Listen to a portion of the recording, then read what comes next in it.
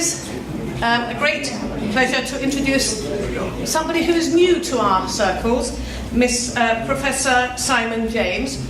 He's an archaeologist by training and has, obviously with archaeology of the ancient world, there is an overlap with Iranian history in the Roman and Greek world, and Professor Simon James specialises in the Roman period, and we're going to be learning a little bit also about Mithraic, the development of the Mithraic cult in the Roman world, which found its way all the way to London. We have a couple of Mithraians in London, two or more, I'm not sure, one or more. At least one. At least one, and there are others around. So the Mithraic cult did come as far as England with the Roman soldiers. We're going to learn a little bit about that. The title is extremely beguiling. Mithras and Magi, cataphracts and crowns. I'm not sure I know what a cataphract is, so we'll learn that by the end. And it's the influence of the Sasanian world on the Roman world. Now, we are very proud of some of our bas-reliefs that show Roman emperors being trampled underfoot. And we're going to learn a little bit more about that. I should say that Professor Simon James is based at Leicester University. In case any of you think he is still at Durham, that's where he was once, but he's had his chair at Leicester for some years now. And it's going to be very, very interesting for us to learn something about what Professor James is going to present today. So many thanks for coming, and we look forward to your talk. Thank you very much to WZO for inviting me to speak. I've already learned a lot, so I'm sure I'm going to learn a lot more during the day. So much of this is material which is new to me. So today I'm going to address you on this subject of Mithras and Magi, cataphracts and crowns. And microphone adjustment. The forgotten influence of Sasanian Iran on the Roman world. Actually, I should add to this because I realised as I was preparing this lecture that a substantial part of the influence of the Iranian world on Rome actually begins before the Sasanian period, but the great majority of it is in the Sasanian period. So I'm calling this Partho-Sasanian Iran, if I can use that expression. Now, I should emphasise that I actually am a Roman military archaeologist, and I'm normally to be found quite a long way from the Iranian world, sometimes mucking around the Hadrian's Wall, as you see here. But also I have worked extensively on the eastern frontier of the Roman world, where it was facing the Sasanians, as we'll come on to a bit later on, which is how I got interested in this particular area. But let's talk a bit about the Roman world first. We think of Rome, we think of course the city of Rome, which expanded to become a world empire in the last 500 years before the Common Era. There's the Roman Forum, and of course Mary Beard has recently been telling us all about this. I don't know whether you've seen the series by the excellent Mary. Much of the story of Rome, as it's presented to us, and as it's understood in the West, is actually, I realise, increasingly depressingly Western-centred, too much, even in terms of the Roman Empire itself. There are good reasons for this, and that is that most Romanists are from Western Europe or from societies which are derived largely from Western Europe, such as the United States and its academic system. And this also is because we tended to see Rome, not least we British, as being culturally ancestral to us. It was became the model for the British Empire. The word empire, of course, comes from imperium, from Latin. And also, it's because we see our own subsequent history as being related to what happened to that Roman Empire. So here you have a map of the Roman world as it's about to collapse in the 5th century AD. The barbarians on the frontiers up there, including Franks, who give us the name of France, Angles and Saxons, well, so fairly self-explanatory. So this is study of the Roman world to be very much about our own origin myths and ancestry in Western Europe. And what this is tending to forget is that the Roman world, at its height, as the Romans thought of it at its height, as it's been remembered at its height in the 2nd century AD, spanned the entire Mediterranean world. And actually, already in that period, increasingly the important bit was the East. The really powerful and rich bit of the Roman world was the arc at the eastern end of the Mediterranean. It was what is today Turkey, it was Syria, and not least Egypt. Egypt was the jewel in the crown of the Roman Empire. That's where the wealth and the power lay. One of the reasons that we've tended to forget this is that it's all a very long way away, and that area became taken over by Islam, and that becomes somebody else's story. It's not our origin story. And that's a fundamental reason why this is so neglected by Western scholarship. That eastern half is remembered to an extent, in as much as there's a general awareness that Roman imperial civilization was basically a version of Greek culture. What the Romans did was they took over much of Greek culture, not least Corinthian capitals like this, and relabeled them as Roman. They spread them all over the empire, up to places like Britain. But also, the East, the Roman East, is remembered, if it's remembered at all, for religion, where we're starting to get a bit more immediately relevant here, I hope. And, of course, the Roman world, Judaism played an important role in the Roman world.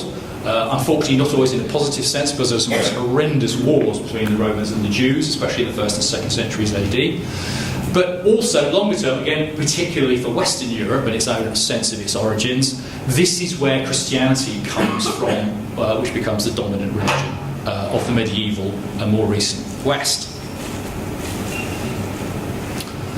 What tends to be rather regarded as not part of the picture is what happens to the eastern half of the Roman Empire, because, of course, that too becomes Christian, but it then actually is always Greek-speaking throughout the period we're looking at, and it gradually develops into a Greek-speaking Christian autocracy when the Western Empire has fallen, the East doesn't fall.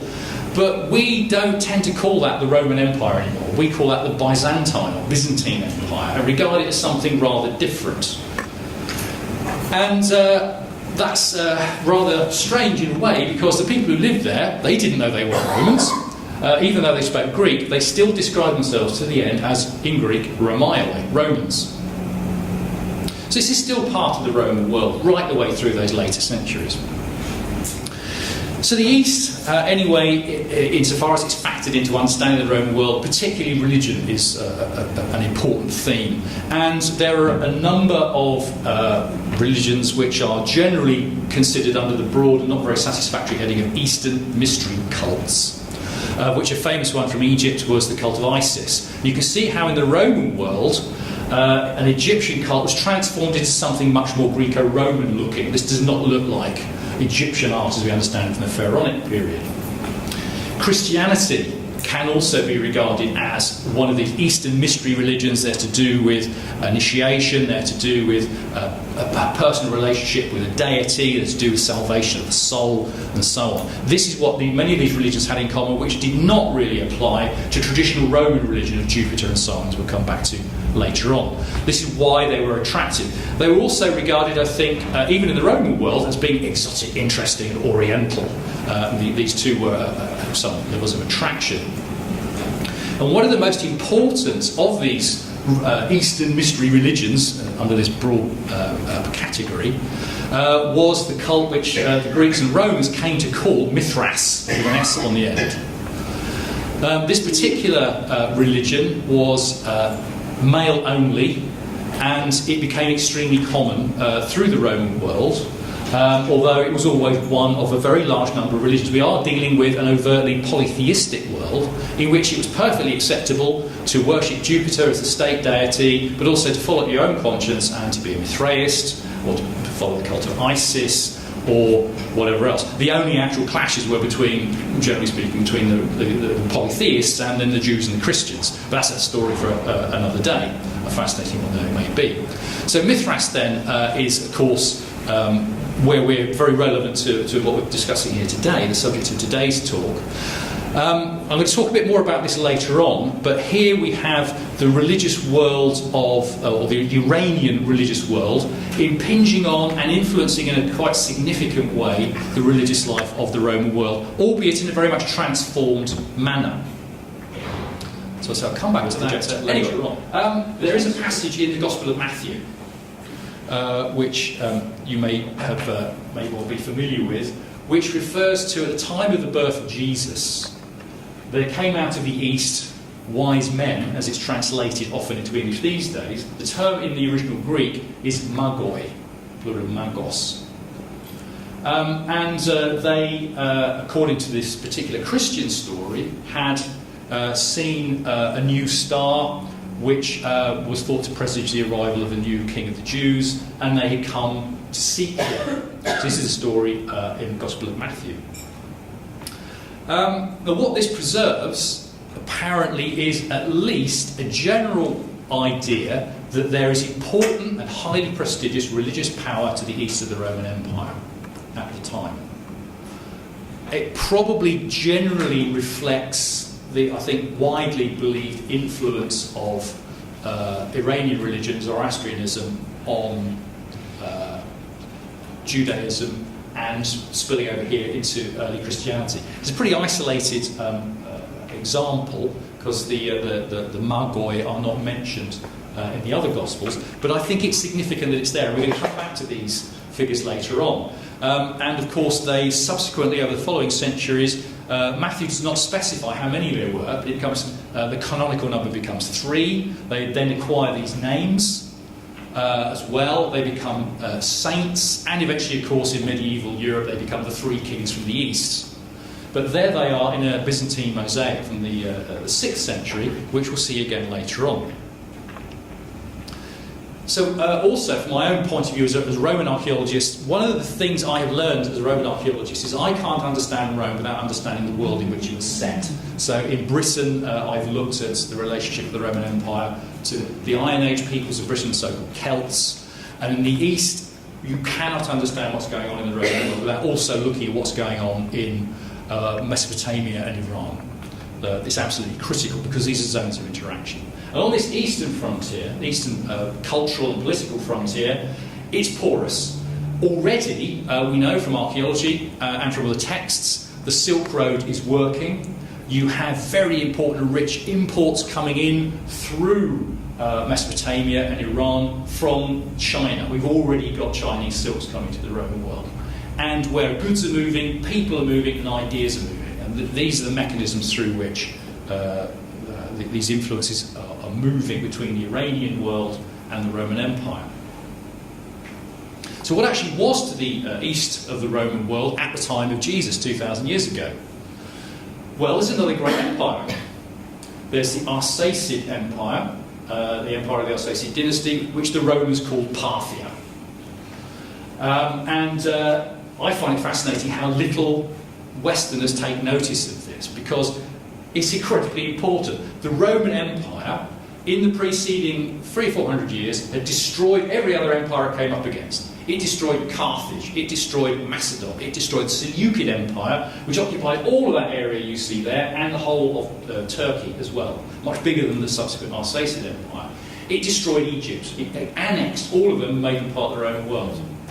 What happened in the last century BC, beginning of the last century BC, was the Romans advancing from the west, taking over the Mediterranean, and the Arsacids coming in from the northeast. These two doors closed over the Seleucid Empire, which was one of Alexander the Great's successor Greek kingdoms. And they established a frontier on the Euphrates. And this was a new empire of, as you can see, basically Iraq and Iran, in which Zoroastrianism was very important throughout this period. Now, the Parthians, as the Romans called them, were regarded as barbarians, largely because they charged around on horseback a lot. Their culture was drawn from the culture of Central Asiatic horse peoples. It was about particularly hunting for horseback, but not least warfare on horseback. They dressed in equestrian clothing, they shot with bows from horseback, hence the Parthian shot back over the rump of the horse and so forth.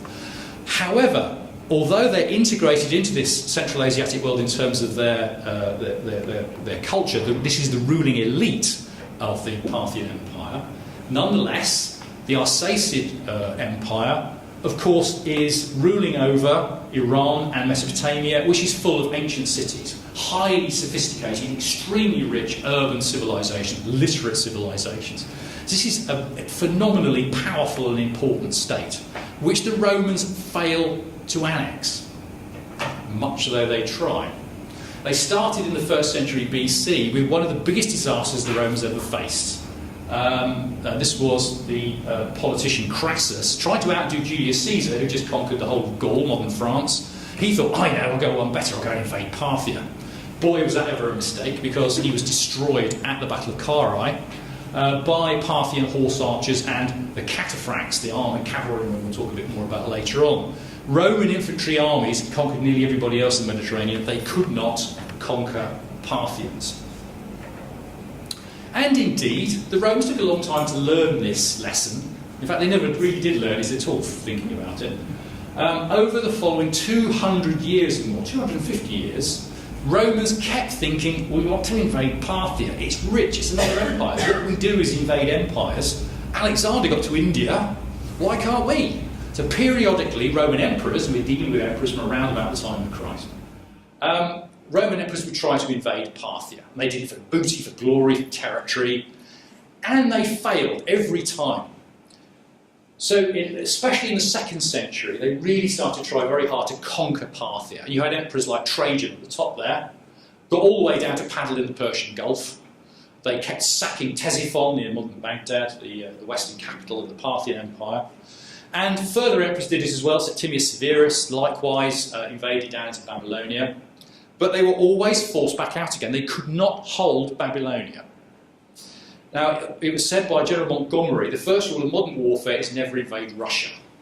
The first rule of Roman warfare was never invade Iraq. Does this sound familiar? There are modern parallels. Moving right along now. Now, in fact, what the Romans managed to do was they used Parthia as a military punch bag. They got glory out of it, got booty out of it. They couldn't actually hold it. What they seem to have managed to do was to gradually undermine the power and prestige of the Arsacid royal house, the Parthian dynasty. And then in the early 3rd century, there was the rebellion of the Sassanids, the overthrowing of the Arsacid dynasty, and the establishment of the new Sasanian Empire. This has been described as one of the most catastrophic examples of imperial blowback in history, of a Western power interfering in the Middle East and precipitating outcomes it really, really didn't want. Again, you may think of more parallels for this. Now, as far as the Romans were concerned, they thought, oh, Persian, more Persians. Ah, yeah, that'll be all right. But, Alexander defeated them. It's just more Achaemenids. We can defeat them. And boy, did they underestimate the Sasanians and find out the hard way. Now, the Parthians had never really been a threat to the Romans. They largely kept themselves to themselves.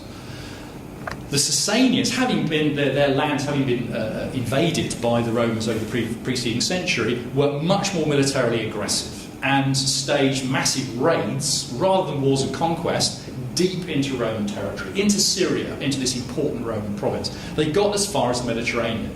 They captured the great city of Antioch on the Orontes, one of the major capitals of the Roman world, deported most of the population back into the Sasanian Empire.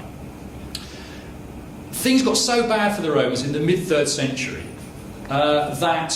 this is actually summarised in this fantastic relief, which I'm sure many of you have seen before, one of the reliefs from Bishapur, which shows Shapur I the Great triumphing over 3 Roman emperors. This is actually one of my favourite images from antiquity, because it is such a wonderful work of art and of political propaganda.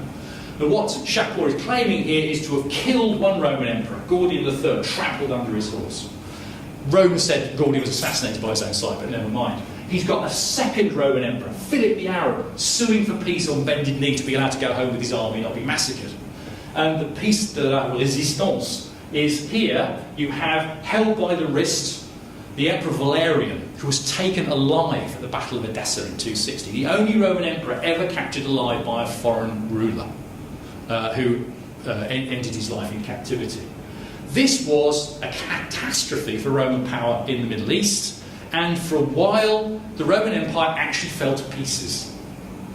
During this period there were also massive barbarian invasions in Europe. The East broke away as a separate Palmyrene Empire for some years. The West, Britain and Gaul, became a separate Gallic Empire. It took a long time before soldier emperors forcibly reunited the empire and stopped further Sasanian attacks, at least for a while. The upshot of this was the Romans came to understand they now had not simply an attractive, rich target to their east, they had a major danger to their east. It completely changed the strategic balance of power in the ancient world. To the extent that the Romans no longer focused mostly north and a bit east, facing the barbarians and the Parthians. Now they realised the barbarians were a troublesome nuisance in Europe. The real issue was the east. It was the Sasanian Empire. And this is the reason that Rome, the city, became a backwater, and in the early 4th century, Constantine the Great, who becomes the first Christian emperor, moves the main capital of the Roman Empire to Constantinople, modern Istanbul, where you can reach the Danube, the Black Sea, but especially the eastern frontier, because the Sasanian Empire is an existential threat to Rome. And of course, this comes to fruition. There are further massive wars in the 5th century, right the way down to the early 7th century, when you have Khosrow II actually besieges Constantinople. He gets all the way there. His forces take Egypt for the first time since the Romans had acquired it 700 years earlier. It was quite extraordinary time. Of course, Heraclius, you see up there, manages to restore, as it's now the Byzantine Empire's fortunes in the east, but only just in time for both empires to be engulfed in the rise of Islam in the 7th century. So there is nothing bigger on the horizon of the Roman Empire from the 3rd century through to the 7th century than the Sasanian Empire. Now the other thing I'm just going to mention here, we'll say a bit more about later on, is that the Romans are very aware that this is not simply military and political power they're dealing with in the Sasanian Empire. They're also dealing with religious power. They are aware of the important role of the Zoroastrian religion and the Zoroastrian priesthood in the Sasanian state. Figures like this priest on the left of this scene here, I was trying to find an image. Unfortunately, I couldn't get an internet connection this morning. I wanted to get an image of this, of the priest of priests, Cartier, in the 3rd century. Very influential over 3 of the early Sasanian kings of kings. The Romans knew very well that the Zoroastrian religion had a very prominent place in Sasanian royal ideology and in politics. Remember this, we're talking about perceptions here. I don't actually know, I don't think the Romans knew what the reality was on the ground. This is how they saw it, and they acted accordingly, as we will see. So you have this astonishing new superpower on to the east of the Roman world, bigger than the Parthian Empire, which you hardly hear anything about in modern accounts of the Roman Empire. Why is this? I find it astonishing, really, although I realise I came out of the same position because that's how I was taught. Oh, there are these people to the east. Let's go and talk about barbarians. They're the important things. Now, I would emphasise, I think partly this is to do with, it's partly, frankly, it's Orientalism. It's also to do with distance. These lands are a long way away. They're much harder to study than for me to go up to Hadrian's Wall or go work in Germany. To go work in the Middle East has many periods been, of course, difficult. Also, the Orientalist component to this, well, we're not so interested in the East, I mean, because it was relatively backward, wasn't it, relatively primitive. These kinds of attitudes were still prevalent right the way down to late in the last century. What is forgotten, though, is that in this Eastern world, of course, they were still founding new cities, like Firuzabad. And both the Alsatian Parthians and not least the Sasanians, they were creating great monuments, they were carving inscriptions, but I think an important difference, which helps to explain the lack of knowledge, is they did not create anywhere near as many inscriptions as the Romans. The Romans created hundreds of thousands of stone inscriptions which still survive, which we can study. There are dozens, by comparison, from the Sasanian Empire. We haven't got the source materials. Not least, this is where modern scholarship starts in the Roman world, we haven't got texts. You can read the writings of Julius Caesar, his own description of the conquest of Gaul, and also, incidentally, of his dealings with states in the Eastern Empire as well. Those texts were written, and they were preserved, and they have survived. We have others. We have Ammianus Marcellinus, who writes brilliant early descriptions of the Sasanians. There's Cassius Dio, there's Tacitus, and so forth. All these other writers have survived in the West for us to read.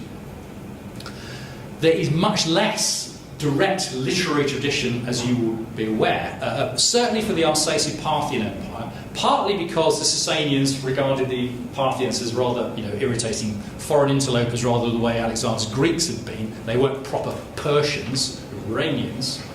But also, it may be, I don't know, whether there was so much of a tradition of writing of history as we would understand it in the West to survive, to form the basis of modern style history. So much of what we know in historical terms about the Sasanian Empire is drawn second-hand from classical sources, unfortunately.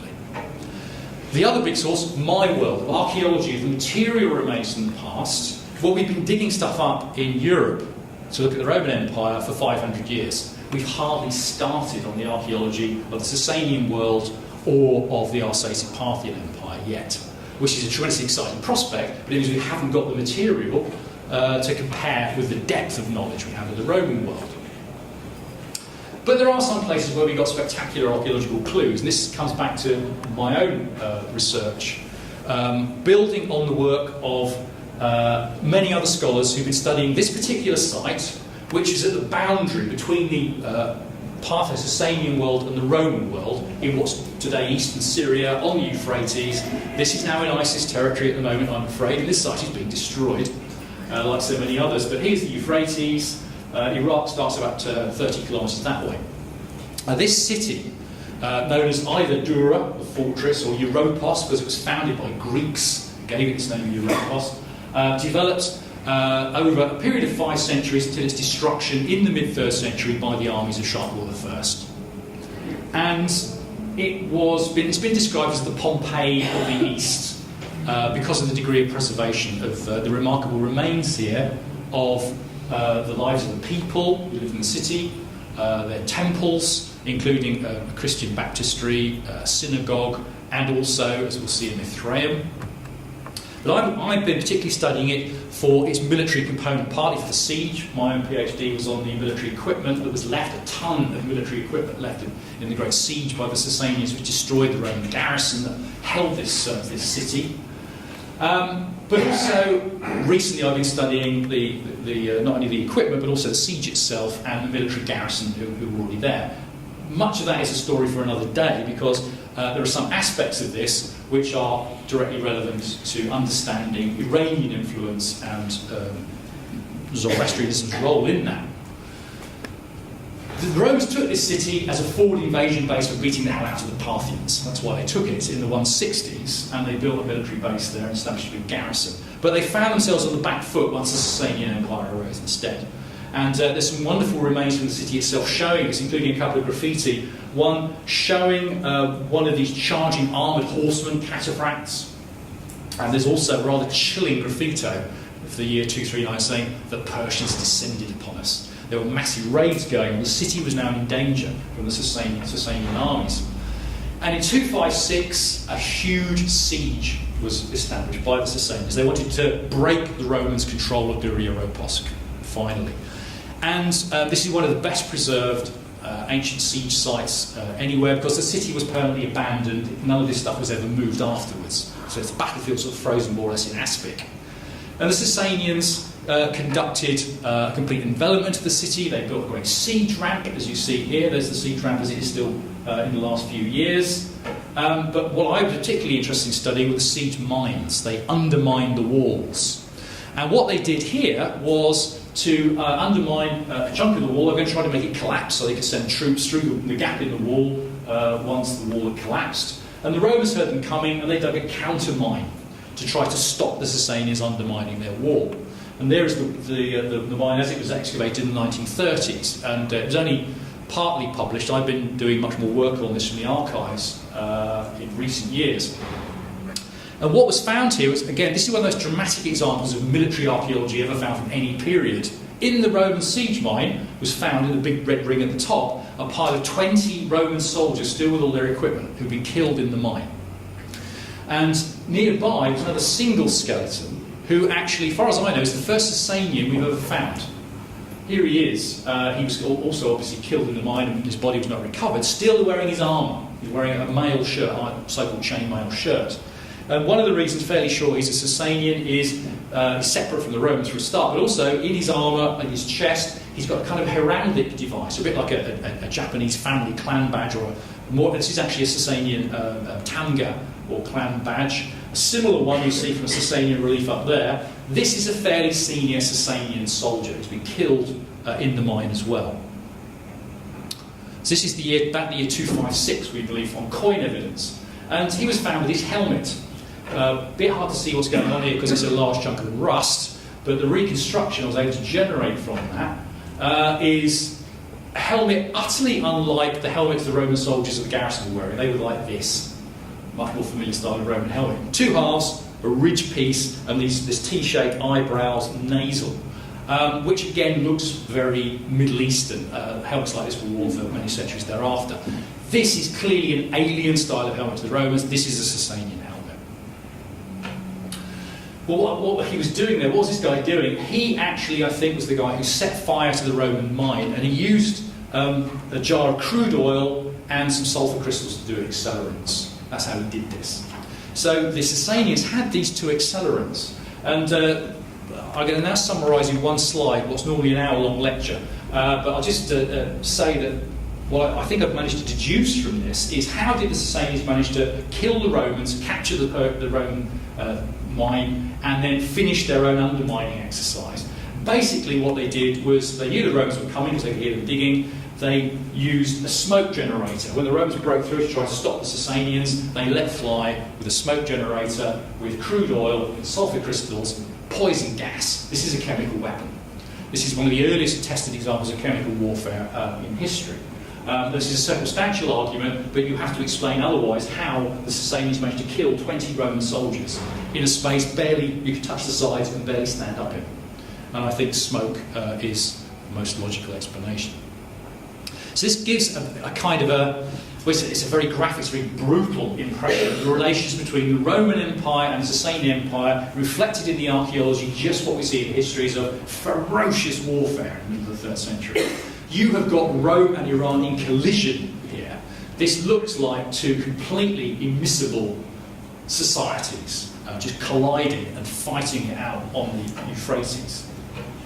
And of course, again, it's easy to make modern comparisons, which actually can be quite instructive, like the confrontation between the Islamic Republic of Iran and the United States over the last 30 years. One of the reasons I think this actually is quite instructive is because if you look at this particular confrontation in detail, you start to see some things which show there's not only confrontation going on here, there's actually mutual influence across this ideological boundary going on. And this is captured, for example, in the Iranians creating their own stealth fighter. Why are they creating a stealth fighter? Because the Americans have got them, and this is the latest cool military technology to have. And this is actually something which is almost universal in warfare. And as the Israeli military analyst Martin van Crayfeld, you see there, said, warfare is the most imitative activity known to man. And we can see this also going a little bit back into the 20th century. In the Second World War, you've got Nazis and Soviets, who, of course, again, ideologically completely opposed, you would think. But, of course, if you're in war and you see a good weapon, you will copy it. And the Soviets came up with the famous T-34 tank, very effective because it was sloping armour, it was very hard to knock out. So the Germans imitated it with the Panther. And going the opposite direction, the Soviets imitated the Nazis. The Germans invented the assault rifle, from which Mikhail Kalashnikov developed the really good, effective version, which we still see today. The famous Kalashnikov assault rifle. That's another example of a military transfer across an ideological boundary. Now, one of the things I found, one of the first things I discovered as a PhD student working on this stuff at Ropos, which incidentally is all in Yale, so it gave me a chance to spend several months in America, which of course you like to do when you're a PhD student, and that was great. One of the first drawers I opened had this helmet in, which had never been published. And I got very excited about this because it answered a mystery which I, as a Roman military archaeologist, was aware of. And that is, Roman soldiers in the mid-3rd century wore helmets like this. Strangely, these helmets were completely abandoned in the following decades, and totally new helmets of unknown origin appeared, and they look like that. That is a Sasanian helmet the Romans had adopted and somewhat adapted to their own use. The eyebrows, the nasal, the two halves, the ridge piece. All they've done is they've put plates on instead of the mail hanging around the neck. So here you can see that the Romans fighting the Sasanians in the 3rd century saw they got some really good equipment. We have to copy that. We need that stuff. That's good for us too. We will adopt and adapt that. And much more recently, I've come across another example from the same period, possibly slightly earlier. This is actually a Roman helmet, believe it or not, from the 3rd century. But I was this, God, that looked weird. It's an enormous eagle's head on the top. How wacky does that look? And then, of course, in the course of my research on trying to understand the Sasanian Empire, I was looking at Sasanian royal reliefs from the 3rd century. And, hey, guess what? Helmets and headdresses with big animals on the top. Is this a coincidence? I don't think so. I think, again, this is the Romans being influenced by Sasanian iconography, dress, and military helmets. I mean, most of these are actually from peaceful scenes, but these two, it's the same example actually, are actually worn in battle. So helmets with big animals on the top. Now, the Romans in particular, it's not surprising to find them doing this, because one of the characteristics of the Romans is they don't really have their own stuff. Characteristic being Roman is, let's take stuff from other people and make it better, adapt it to our own purpose. They were already doing this 500 years earlier. The Greek historian Polybius talks about this. The Romans saw the famous so-called short stabbing sword, which actually was a long stabbing and slashing sword, let's not worry about that. The gladius hispaniensis, the Spanish sword, is what the Romans used to conquer the Mediterranean world. And in the period we're looking at, and slightly earlier, Roman military equipment changed dramatically. That's your average Roman soldier from Trajan's column, as you're familiar with them, bare legs and short tunic. But the period we're talking about, the siege of Dura, Roman soldiers look like this guy, who have long trousers, long sleeve shirts, are already in the dress that Europeans would be wearing for the following 1,000 years. They changed their clothing completely. Why? That form of clothing was used by just about all the enemies the Romans faced in the Middle Imperial period, the 2nd and 3rd centuries. Nearly everybody wore clothing which covered the body. So the Romans are adopting that, partly through recruiting people from these lands. They also adopted all sorts of other interesting exotica, like, for example, windsock cavalry standards. These are fantastic things. This is an actual one found from Niederbieder in Germany, and the idea is you charge along and the textile sock at the back weighs about like a snake's body, and it even hisses. What's not to like? Where on earth did this come from? Well, we thought we knew. Well, at one level maybe we do know. The Romans encountered these sorts of windsock standards on the lower Danube by about AD 100, and they were encountering there people called the Sarmatians, who lived on the steppe north of the Black Sea. And the Sarmatian banners are dracontes, dragons, held aloft on poles. They look like snakes. All this stuff. So we tended to think that a lot of this stuff is coming in from Central Asia via the Sarmatians on the lower Danube. And the Sarmatians have these heavy cavalry, these cataphracts, armoured cavalry. And the Romans adopt cataphracts as well in this same period. And of course this itself is the beginning of the tradition in Europe, which becomes the medieval knight. But does this stuff actually come in from the Danube? Or is it coming across the Euphrates, which is what I've been arguing?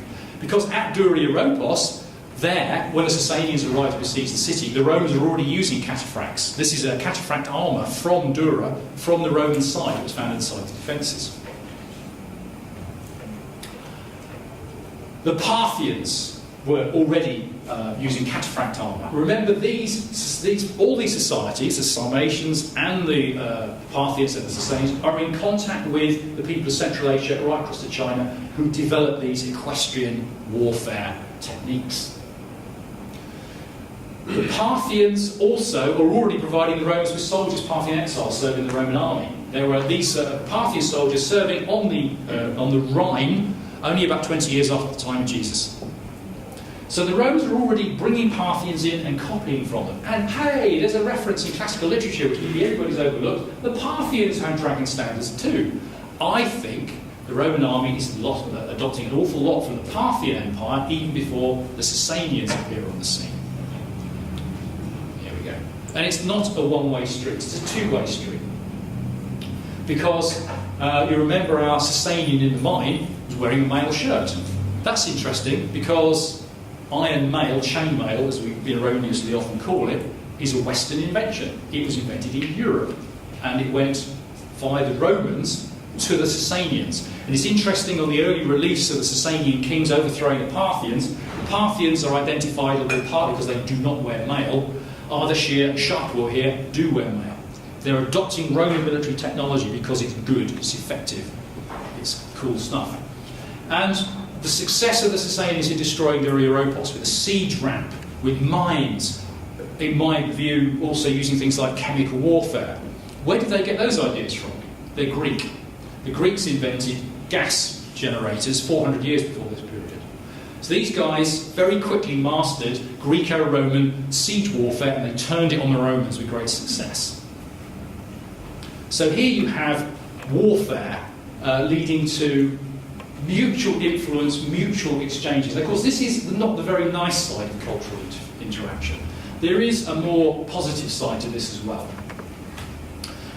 Coming back to this famous scene here, what I want to do is just show you a bit about the context of this and talk a bit more about Sasanian royal art.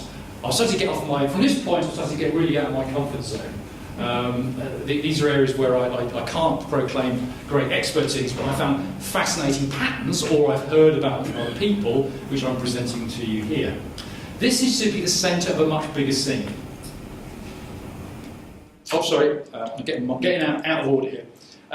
Let me first of all, because the Sasanian art has a big influence on Roman art, so I want to show you how we know this. Roman imperial art in the first 2 or 3 centuries AD tends to look like this. This is all familiar from rather Greek and Hellenistic art. There's the first Emperor Augustus, nice drapes, posing, nice elegant pose, weight on one leg. Where you have scenes of people, there are all sorts of different angles. It's fairly naturalistic. Some figures are 3/4 on. Some of them got their backs to the audience. They're almost photographic compositions.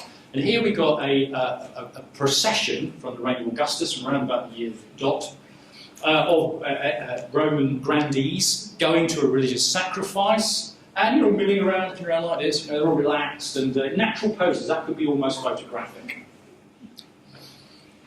That's the kind of art you get in the Roman Empire down until around about the time the Sasanian Empire appears, after which, as we get into the 4th century, imperial art suddenly looks like that. Completely different.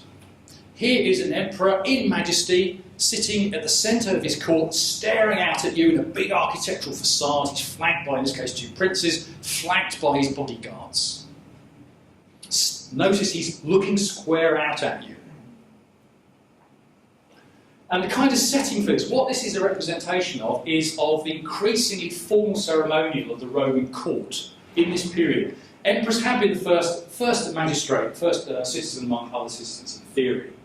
Now, in the 3rd century, they become living gods. By the 4th century, Christianity can't be a living god anymore. I know, representative of God on earth, that will do. That's what an emperor is. And the emperor will sit, his triere, this is a throne hall, still surviving, of the imperial palace. The emperor would have sat there, flanked by clergy, soldiers, all his officials, and anybody who came to see him would have to fall flat on their face. Adoratio, adore the sacred purple. If you're really lucky, you get to kiss the hem of the imperial gown. This is a complete transformation. We are now in a world no longer of first magistrates, we are now in a world of quasi-deities who you can hardly look at, autocrats. And this is one of the most famous images depicting this kind of scene, the Emperor Justinian of San Vitale in Ravenna from the 6th century. Epitomises this. It's almost like a football team photograph, rather than a relaxed scene snapshot. Who is staring out at you like this, clergy on one side, but the politicians, especially soldiers, on the other. And unsurprisingly, God is now presented in this way too. Here is Christ with his court of angels, shown in the same style at Ravenna from just a few years earlier, again a Byzantine late Roman mosaic. But what I find particularly interesting, and so we're going to come back to the Sasanian world in a minute, is there is the scene of Christ with his court of angels. Leading up to him is a procession. And the procession is of saints. And the saints are identikit saints. I mean, how can you tell them apart? They're all more or less the same pose, faces change a bit, got different labels on so you can be sure which saint is which. But notice how similar they are, and also how wooden they are by comparison, these figures, with the much earlier art. And on the other side, you've got a matching procession of female saints. Again, identikit female saints, almost identical figures, same pose, all carrying a gift. In this case, who to? Another divine court, this time of the Virgin Mary and the Christ child. Notice that same layout again, symmetrical layout, and everyone's staring out at you. So where does this new iconography actually come from? Well, there's a bit of a clue from who is leading the procession of female saints towards the baby Jesus, because this is where the Magi, Mosaic, is to be found. And it isn't really actually, I think it's quite a nice symbolic juxtaposition, because this new form of iconography is pretty clearly coming from the Partho-Sasanian world. There's a lovely Sasanian example. The king in majesty, sitting enthroned, staring out at you, flanked by courtiers. If we go, another example actually in stone, again, standing king. I mean, he's not actually, he's looking sideways in this case, but it's the same composition, layout of more or less the football team. Everyone's looking to the king. If we come back to this scene, which of course is a complex one because of all the figures and it's celebrating war, it's not just a reception at court, this is a celebration of victory in a battlefield. But the context of this is very interesting, because there's the scene in the middle. Notice you've got ranks of figures on either side advancing towards the King of Kings, and we'll look at some details of them there. And they tend to be groups of identikit figures, a number of whom are carrying things like crowns towards the King of Kings. This is the mid-3rd century AD. The other mosaics I showed you were some centuries later. The Sasanians are doing this first. The Romans are copying. Here's another, once you push up or 3, similar relief, where it's even more obvious. You've got these ranks and ranks and ranks of supplicants bringing gifts towards the King of Kings, just like San Apollinario over Ravenna we saw just now. So what you've got quite clearly is Roman imperial art is drawing on Sasanian models. And there's another beautiful example of this, which is imperial crowns. Roman emperors down until around AD 300 got by with no crown at all, or if they were feeling victorious, they would have a laurel crown, the victor's crown for war. That would be appropriate. Quite suddenly, in the early 4th century, they start to wear a pearl-set diadem. This is a complete innovation. Roman emperors start around this same period, just after the Sasanian Empire appears, no longer to wear either just armour or a toga. They start often to wear splendid jewellery, jewelled robes, silks, bright colours, all the kinds of things that a Roman 200 years before would have said, those are for barbarians or women. Literally, that's what they said about fine clothes like that. Suddenly, Roman emperors will wear a pearl diadem and all these splendid robes. Where does that come from? I'll give you 3 guesses. Here is Ardashir I, the first Sasanian king of kings. What he does was to show that he is now the man in charge of what was the Parthian Empire. On some of his early coins and medallions, he's shown wearing the Parthian royal crown, royal mitre, which was studded with, guess what, pearls.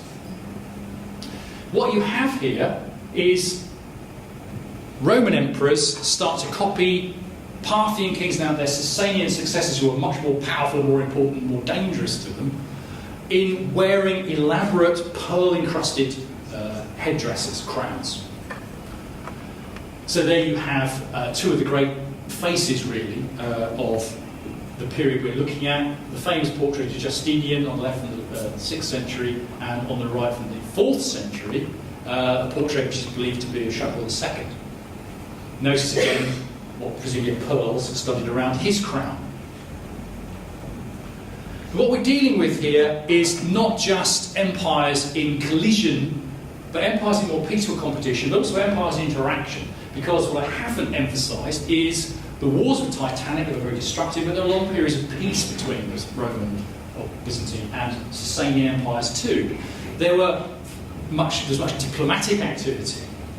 there were even periods of alliance where the two empires both sent troops, or one sent money to help the other fight wars against common enemies like the Huns.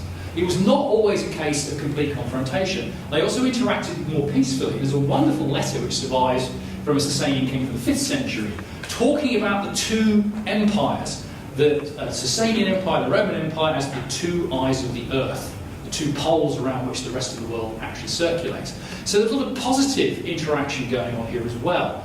And I think you're seeing this reflected in the convergence of court ceremonial. It's interesting the Romans are converging on the Sasanian court by becoming grand, highly ordered, very rigid ceremonial, very bright investments in a way that would be unrecognisable to a Roman emperor in preceding centuries. Now, I also mentioned that the Romans were acutely aware of the importance of religion, and especially Zoroastrianism, to the Sasanian state and Sasanian civilization in general.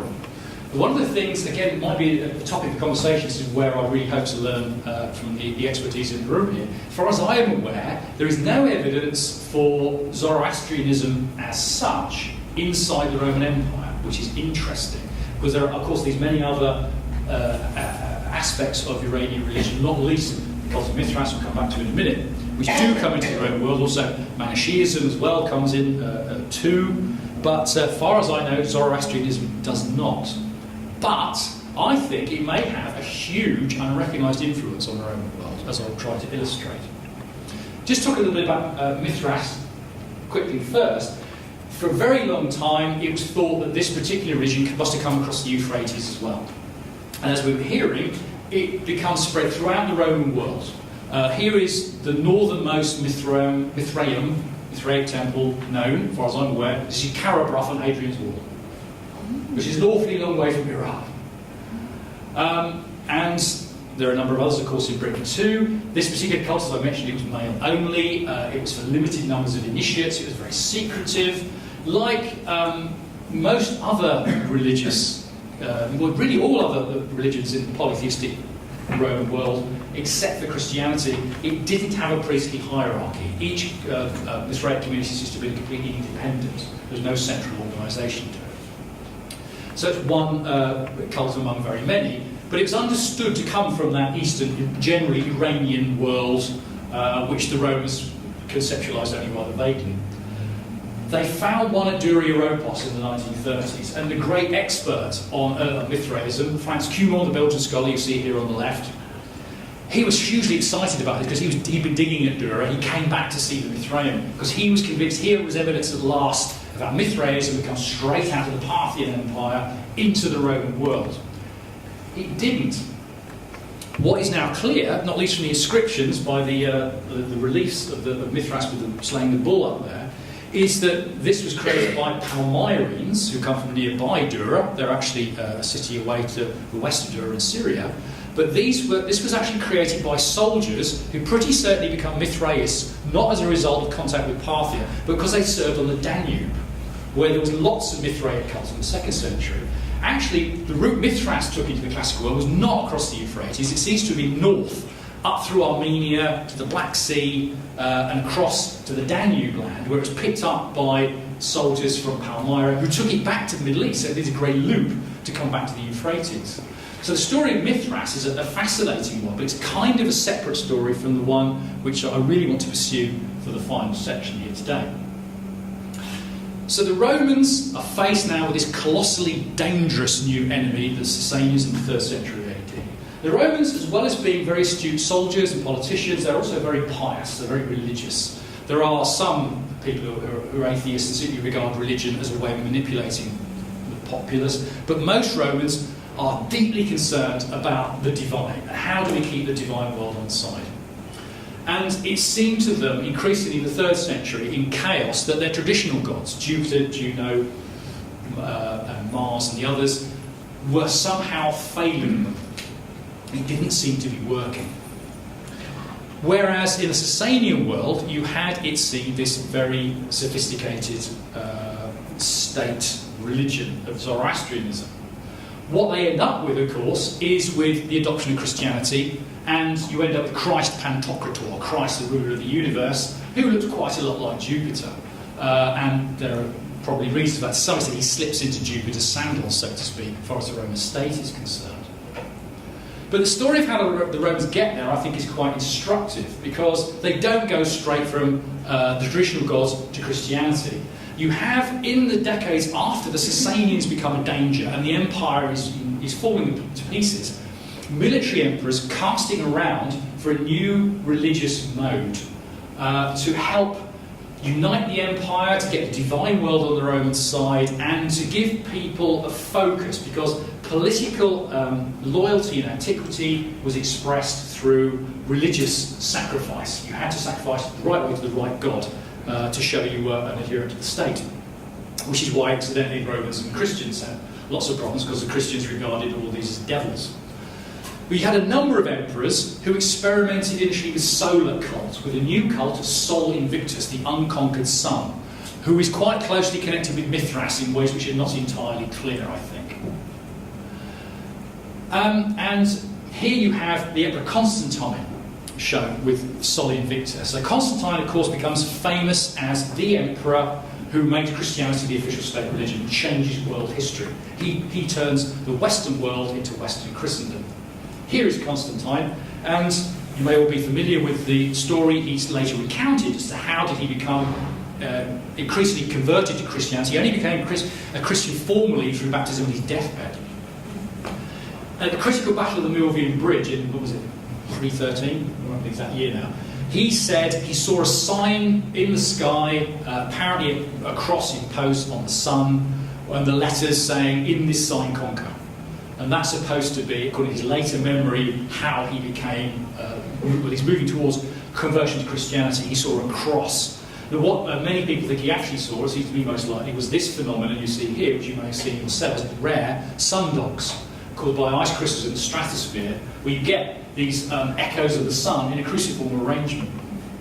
In a way, be that as it may, it doesn't matter too much. But what is interesting is that Constantine and others in the succeeding decades, through down to 330, and really the establishment of Christianity, really confused the sun and Christ. You actually get Christ Helios shown in a sun chariot there in this mosaic. Where from? From the Vatican. So there's this process of confusion, again back to this medallion here of Christ with Constantine with Sol Invictus. So they then end up with Christ. Why do they end up choosing the Christian cult over Sol Invictus? And I think there's another very important, well, two very important reasons. It's to do with perception of what's going on in the Sasanian world. The Roman emperors are worried about Sasanian military power, and also the secret of Sasanian religious power. And I think that they perceive Zoroastrianism as being a monotheistic religion, rather like Judaism, rather like Christianity. They're trying to experiment with a rival monotheistic religion through Sol Invictus. Doesn't kind of work. But I think one of the reasons Constantine goes with the Christian church is the perception of the Zoroastrian priesthood's role in the political structure of the Sasanian Empire. They see or perceive this as being a very highly ordered and structured system, rather like the Sasanian army, with a chief priest at the top. And I guess casting around inside the Roman Empire, where is there an equivalent? Most of the cults of the Roman world have no hierarchy, they're just separate temples. One group does, the Christians. They have bishops and archbishops, and of course we've got popes by this period as well. There is a hierarchy, there is a monotheistic religion which can serve the function of the state. Now, you may think this is being unduly cynical or taking an unduly political view of this. Of course it was not the only part of the story, but I think that was a huge plus for Christianity in the eyes of Constantine, not least, as a potential rival and equivalent to the power of the Zoroastrian clergy, as they perceived it in the Sasanian Empire. Characters like that. Come on. So, on this analysis, I think you can argue that Zoroastrianism, as it was perceived by the Roman emperors, was a key reason for the establishment of Christianity and then the history of Western Christendom ever since. Thank you very much.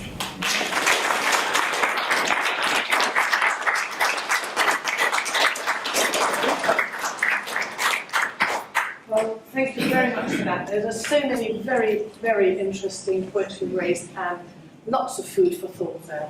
So thank you, and I'm sure that I hope there will be some questions from the floor. There's a microphone. Would anybody like to ask? Oh, sit behind you, Sammy. First of all, fantastic presentation, really interesting and insightful. My question is with regard to your latter points, Zoroastrianism as a religious influence on Christianity. Could you perhaps give us a little bit more details? Because in my impression is that Zoroastrianism as a religion, as a faith, as an ideology, it has had profound influences on Abrahamic religion, such as the singular motive of a god, etc. So it would be interesting to hear perhaps a little bit more detail on that.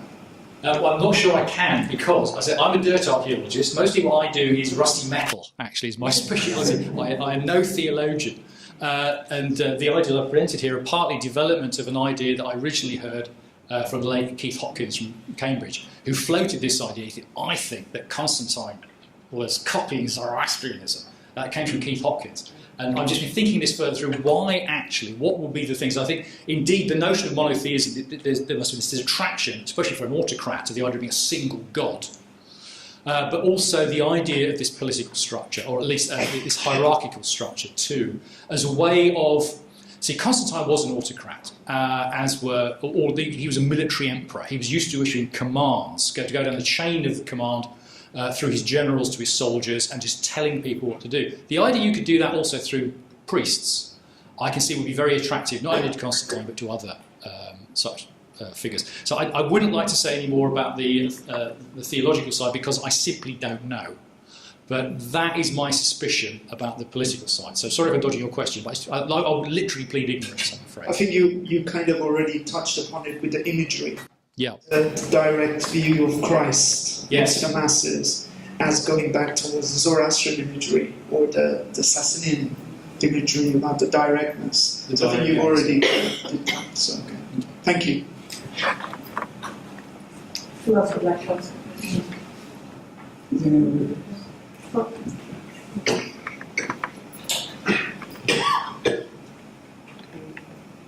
Thank you for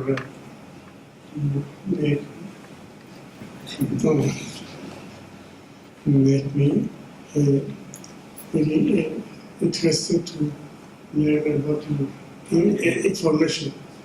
But it's important for me that you say it's my problem that I don't know about the Zoroastrian in between economic and Sassan. And you say that it shows that the religion when the Christian started to work,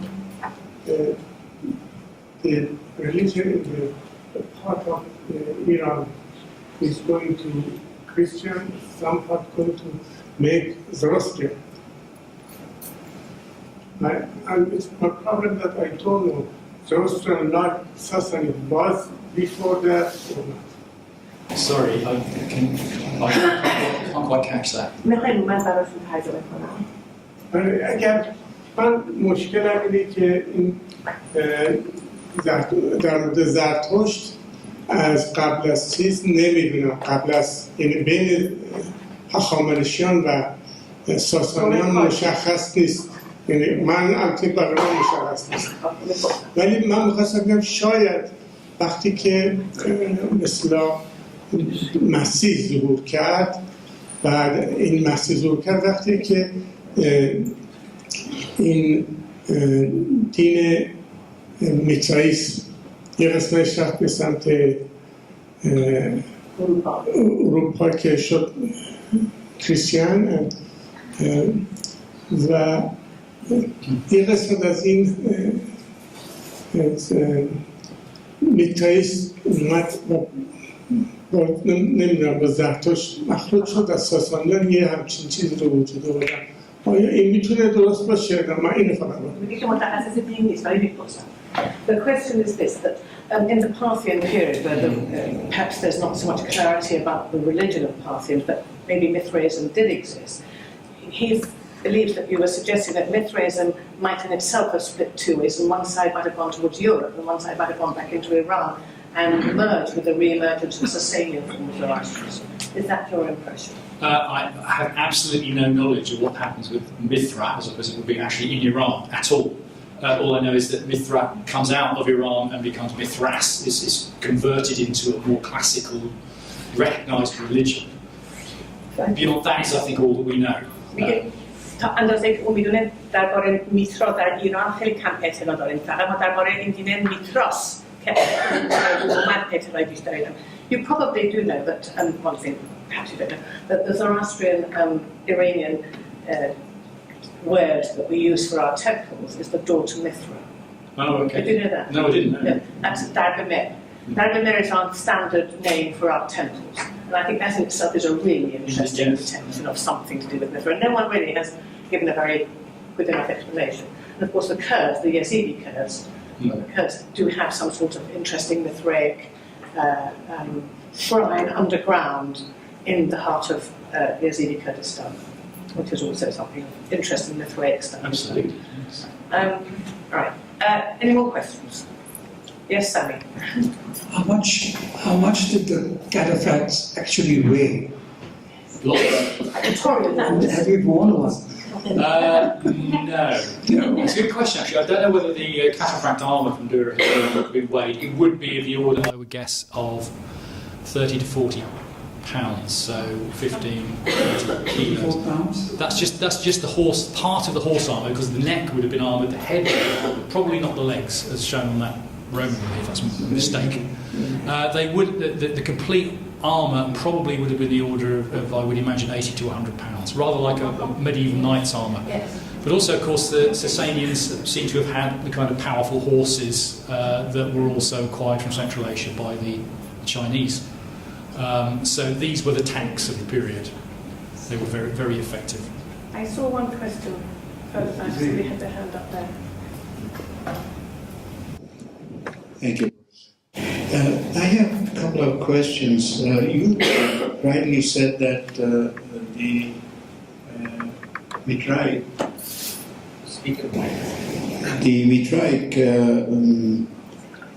people really, or the Mitraism was a religion for men. Yes, it was in the Roman world. And probably that is the reason that it could not survive, although Kimon said you can't have a family, one part going to temple and the women staying at home. It wasn't so much a problem because you could be a Mithraist and also follow other religions, not exclusive. And to an extent, there's reason to think that membership of the Mithraic Brotherhood, as it literally was kind of a bit like the Freemasonry of the 18th Exactly, that is probably reminiscent. Many of the Mithraists we know about were merchants or soldiers or officials. So it's kind of, you maybe a special handshake when you went to a new military base to find out who the other Mithraists were. They didn't prevent you also following other religions. The other point you mentioned that they came north of Black Sea, probably through Turkey more or less, because the hat of Mithras is from Phrygia. Yeah. Phrygian. And there is also a place, I don't know, have you heard about it, in Turkey, in central Turkey, called Darin Kuyu. That is a deep well that about 3,000 people could live there. They are underground tunnels and places. And Yeah. it might be that the Mithraists, they sometimes stayed there. Do you know, by any chance, the different levels of the Mithraists that they were I think he started with Raven, and then the third was Persian, and the top was Courier of the Sun. There's Father is the top one. There's Soldier. I can't remember all of them, but you do get these in the iconography. They're described in the texts, which are mostly written by Christians who are criticising Mithraeus because they regard it as a threat. But also, the same symbols as seen are actually found in Mithraic temples to confirm that these are accurate. But because it's a mystery religion, we do not know the details of Mithraic belief because it was only verbal. There were no Mithraic texts. If there were, they haven't survived. Christians made sure of that. But then you mentioned also that there is a temple right in the middle of London. Yes, there's one in London. Yeah, there are a number in Britain. They're all over the empire, often in Queen Victoria Street, I think. That it just says on the side of the street. You can see the temple. You can see the sculpture at the Museum of London. It used to be able to, I presume, still. On the Phrygian cap, the cap that becomes in the Roman world. It's a general symbol for things Oriental. So, for example, the Romans also represent Trojans with Phrygian caps on. But indeed, Phrygian caps were actually worn in the Parthian Empire too. Thank you. There's a question there. I'm just wondering if it has any link, but I kind of feel that the word Mitra is also very Indian because it means friend, and a lot of people from the region of Bengal have surnames which is Mitra. So I'm wondering if it kind of traveled from those regions as well, because the symbolism of the serpent and the other like sun and those symbolisms are also very Indian origin if you consider Maurya dynasty and other dynasties. So I think, and also the fact that it was oral, it was an oral tradition, which is very much an Indian tradition as well. So you're very right. I have heard that, but there will be other people in the room who are much better qualified theology than me. Almut is the specialist on this area. It's an ancient Indo-Aryan, Indo-European god. When once upon a time the Iranians and Indians might have been of one, and then they said, Mitra in India and Mitra in Iran. Not Indo-European. Indo-Iranian, sorry, yes. Let's narrow it down even more.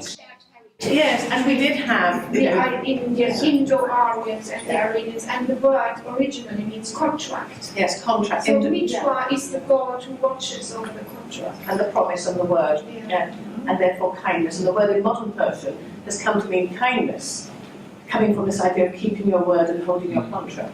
So it's definitely once upon a time a common root that we had. Mitra Darula. Just one question for you. Is there a yasht which is dedicated to Mitra? Yes, definitely. And you can tell us something? Oh, well, there's a whole lecture. Sorry. Very briefly, Mithra is as it is in Iranian, and that's where we get Mihir from, is major deities in the Zoroastrian pantheon. And he's of course subordinate to Ahura Mazda, who actually says at the beginning of the Mihir Yash that he created him. So Mithra is, in terms of the religious history, actually an older deity, older than Ahura Mazda, because we don't have any evidence for Ahura Mazda from the Indo-Iranian period, but we do have Mithra in Indo-Iranian because he has his equivalent in Vedic as Mitra. So it is an inherited deity. And this deity Mithra or Mitra Indo-Iranian and Mithra in Iranian gets absorbed into the Zoroastrian pantheon, and the Mihir Yash presents him as being a creation of Ahura Mazda, and Ahura Mazda says it's okay to worship him. And so we have one of the oldest yashts dedicated to this deity, and the yasht is full of stories about Mithra, and his greatest characteristic is that he watches over the contract, and he looks out for anybody who is not truthful to the contract, who breaks the contract. And if he discovers anybody who does so, he becomes enraged and he leaves his abode and comes out and punishes that person who breaks the contract. So people are, the followers of the religion are encouraged to be truthful to their word. Thank you very much. Are there any more questions specifically about the Roman Sasanian intern overlap interchange? Yes, Archie. Yeah, I have two questions, but please answer my first question following the second question. The first question is with the impact of Zoroastrianism on the kings and on the ruling and changing in the Roman Empire as well. Is that a bright idea to say that Zoroastrianism is not a political religion, and it's only a religion?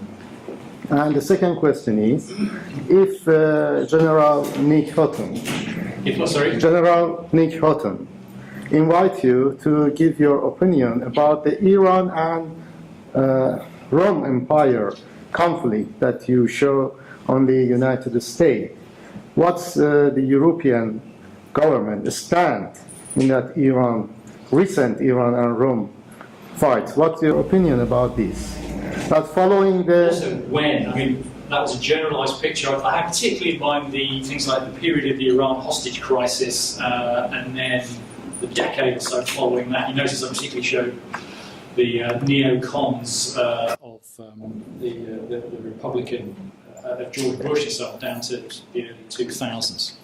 So at the time, I think European position on this was rather more disarray.